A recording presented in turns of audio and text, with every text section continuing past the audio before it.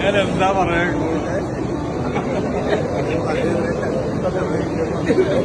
ആസിഫ് അലിയെ സംഗീത സംവിധായകൻ രമേശ് നാരായൺ അപമാനിച്ചെന്ന തരത്തിലുള്ള ആരോപണങ്ങൾ കഴിഞ്ഞ വർഷം വാർത്തകളിൽ ഇടം നേടിയിരുന്നു.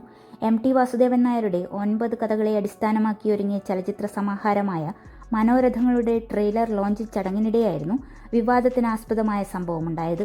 ഇപ്പോൾ ഇരുവരും പരസ്പരം കെട്ടിപ്പിടിച്ച് സ്നേഹം പങ്കുവെക്കുന്ന ദൃശ്യങ്ങൾ ശ്രദ്ധ നേടുകയാണ്. മുഖ്യമന്ത്രി നടത്തിയ ഇഫ്താർ വിരുന്നിൽ വെച്ചായിരുന്നു ഇരുവരും കണ്ടുമുട്ടിയത്.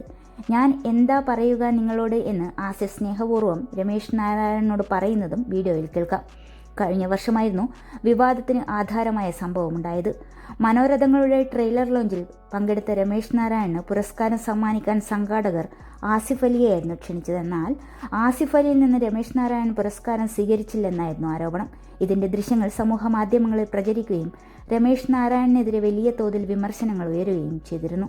പിന്നാലെ രമേശ് നാരായണൻ പരസ്യമായി മാപ്പപേക്ഷയുമായി രംഗത്തും വന്നിരുന്നു.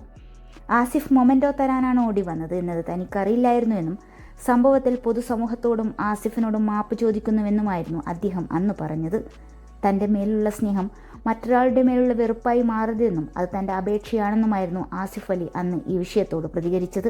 അപ്പോൾ ഞാൻ എൻ്റെ ഫോൺ ഇന്നലെ ഓഫീസ് വെച്ചേക്കുമായിരുന്നു. ഞാൻ ഇന്നലെ രാത്രി അത് ഓണാക്കുമ്പോഴാണ് അദ്ദേഹത്തിൻ്റെ മെസ്സേജ്, മോനെ പ്ലീസ് കോൾ ബാക്ക് എന്നൊരു മെസ്സേജ് ഞാൻ കാണുന്നത്. ഞാൻ ഇന്ന് രാവിലെ അദ്ദേഹത്തിനെ വിളിക്കുമ്പോൾ ഒരു കോൾ എക്സ്പെക്ട് ചെയ്ത് നിൽക്കുന്ന പോലെയാണ് അദ്ദേഹം ഫോൺ എടുത്തത്. അപ്പോൾ എന്നോട് ചോദിച്ചു എനിക്ക് നിന്നെ ഒന്ന് കാണണം എന്ന് പറഞ്ഞു. അപ്പോൾ അദ്ദേഹം തിരുവനന്തപുരത്താണുള്ളത്, ഞാൻ കൊച്ചിയിലാണ്. എൻ്റെ സിനിമയുടെ പ്രൊമോഷൻസ് നടക്കുന്നുണ്ട്. കഴിഞ്ഞ 2 ദിവസമായിട്ട് എൻ്റെ ശബ്ദം കേട്ട് അറിയാം എനിക്ക് പനിയായിരുന്നു.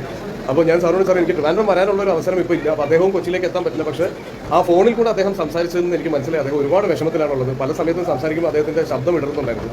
അത്രയും സീനിയറായിട്ടുള്ള അത്രയും പ്രായമുള്ള ഒരാൾ ഞാൻ കാരണം വിഷമിക്കാൻ പാടില്ല.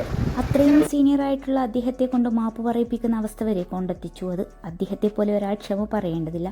സോഷ്യൽ മീഡിയയിൽ നിന്ന് ലഭിച്ച പിന്തുണയിൽ അതിയായ സന്തോഷമുണ്ടെന്നും ആസിഫ് അലി അന്ന് പറഞ്ഞു. പക്ഷേ അദ്ദേഹത്തിനെതിരെ ഹെയ്റ്റ് ക്യാമ്പയിൻ നടക്കുന്നതിനോട് എനിക്ക് ഒട്ടും താല്പര്യമില്ലെന്നായിരുന്നു ആസിഫ് അലി അന്ന് പ്രതികരിച്ച് പറഞ്ഞത്.